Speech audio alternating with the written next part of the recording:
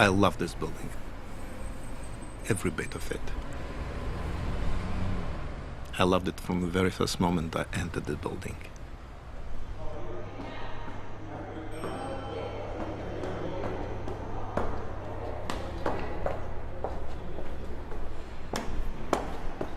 The only thing I was unhappy about were the carpets.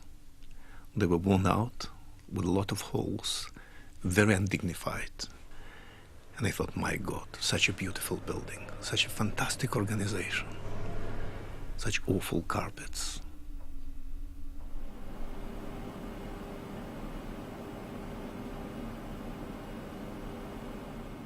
I remember the first 3 golden rules that Mr. Rentoul told me when he accepted me for the job. Everywhere where you put a comma, you put a full stop now because this is radio. The second one, whatever your political beliefs, leave them outside on the hanger with your coat when you come into the studio. And the third one, don't sit down at a clean table in the canteen because it's just been wiped with a smelly rag.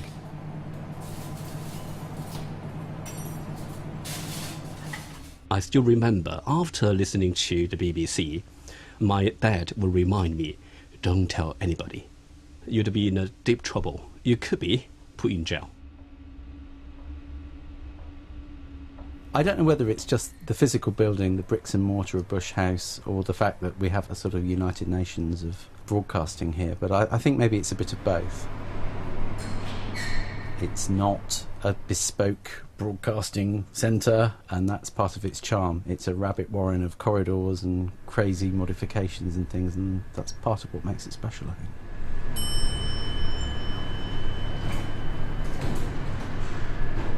I once heard Bush House in the Cold War years described as a sort of a place with various East Europeans and Russians walking down the corridors, smoking rank cigarettes and muttering to each other conspiratorially. But there wasn't really that much to spy on because we were in the business of broadcasting.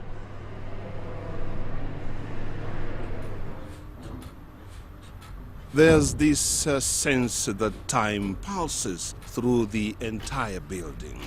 All the programs in all the different languages ticking on and off to the exact second, all based on Greenwich Mean Time. When I think of the peeps, always, I think of Bush House.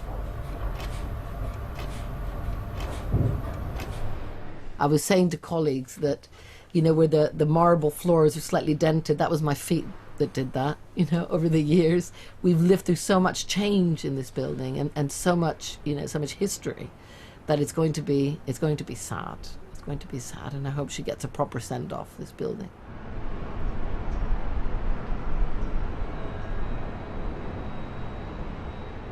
It was more than just a building. I think it was an organism in itself. I mean, every day the night shift would melt away as the sun came up. We'd often go and have cigarettes on the roof and watch the buildings of the Thames slowly become lit with the morning sun. The building would then stir into action as the first editors came in, the editorial meetings happened, the news agenda was set. It really had a life of its own.